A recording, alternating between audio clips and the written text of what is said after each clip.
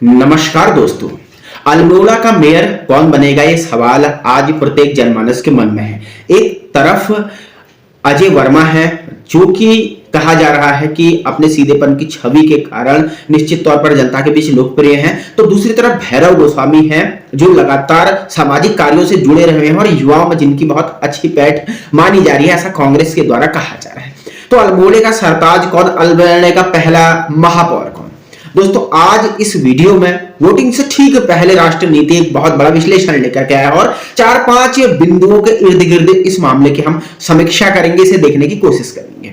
सबसे पहली बात यह आता है कि यह चुनाव अजय वर्मा और भैरव गोस्वामी का चुनाव नहीं है, यह चुनाव कई लोगों के राजनीतिक भविष्य का चुनाव बना हुआ है। क्योंकि खुद अगर देखा जाए तो हेर फेर कांग्रेस और बीजेपी में इतना हुई है कि कई लोगों ने पाला कांग्रेस से बदल के बीजेपी की तरफ चले गए और खुद कैंडिडेट बीजेपी से बदल के कांग्रेस की तरफ को आ गए हैं। तो कई लोगों का राजनीतिक भविष्य इस पर जुड़ा हुआ है। दो पूर्व दर्जा मंत्रियों का भविष्य, कई छात्र नेताओं का भविष्य जिन्होंने अभी बीजेपी का दामन थामा है, और अल्मोड़े के विधायक का भविष्य इस चुनाव पर टिका हुआ है। क्योंकि अगर जो भी व्यक्ति जीता, अगर भैरव गोस्वामी जीतते हैं तो जो कांग्रेस का पाला बदल करके बीजेपी में गए हुए हैं उन लोगों के राजनीति का सूर्य सदा के लिए अस्त हो जाएगा। कई दर्जा मंत्री और कई छात्र नेता हैं जो अप्रासंगिक और शून्य अल्मोड़े की राजनीति में घोषित हो जाएंगे अगर भैरव गोस्वामी चुनाव जीते। और अगर अजय वर्मा चुनाव जीत गए तो 2027 में कांग्रेस पार्टी के विधायक के लिए ये अपने आप में एक बहुत बड़ी समस्या उत्पन्न हो जाएगी, समस्या मानी जाएगी।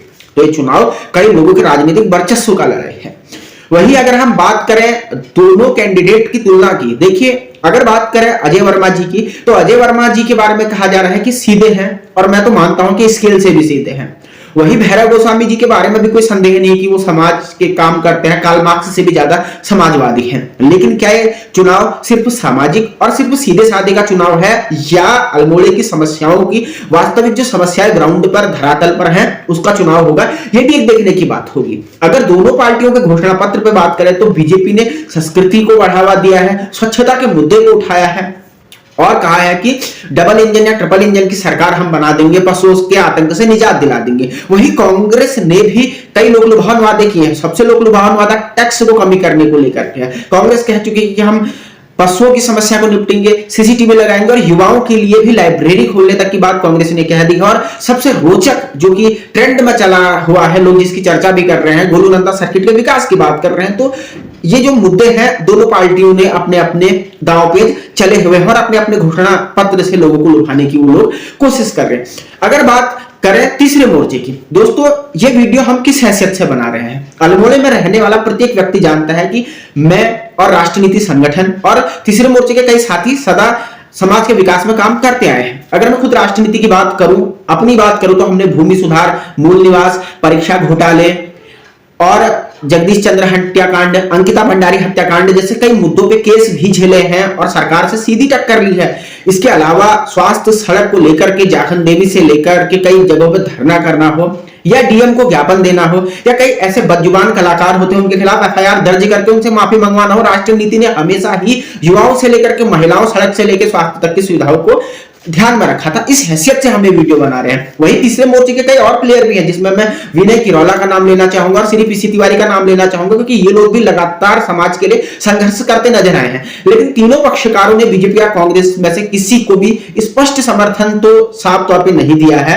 ये बात भी देखने लायक है कि जो वास्तव में समाज के लिए काम करने वाले लोग हैं वो न्यूट्रल है। वही व्यापार मंडल की बात करें तो व्यापार मंडल तो सुशील शाह जी के नेतृत्व में भैरव गोस्वामी के साथ जाता हुआ दिखाई दे रहा है। तो चुनाव बड़ा रोचक है, लेकिन जनता से हम अपील करना चाहते हैं कि आप लोगों को राजनीतिक पंडितों के या इन राजनेताओं के पीछे जाने की बजाय हमारे शहर की मूल समस्याओं को, साफ सफाई की समस्याएं हैं, आप देखते हैं कि नालियां कितनी स्थितियां खराब हो रखी हैं, रास्ते टूटे, सड़क टूटी, अस्पताल है, बिजली के पोलों में आप तारों का जाल देख लीजिए। इसके अलावा आप जो है पानी कई कई दिनों तक वो चीजें रहती है, गायब रहता है, और कई चीजों की मैकेनिज्म की जो खामियां हैं उसे दूर करने के लिए हमें वोट देना चाहिए, जिसकी विकास की सोच है। और सिर्फ सोच ही नहीं, घोषणा पत्र में लिख देने से भी मैं नहीं मानता हूं कि कुछ होगा।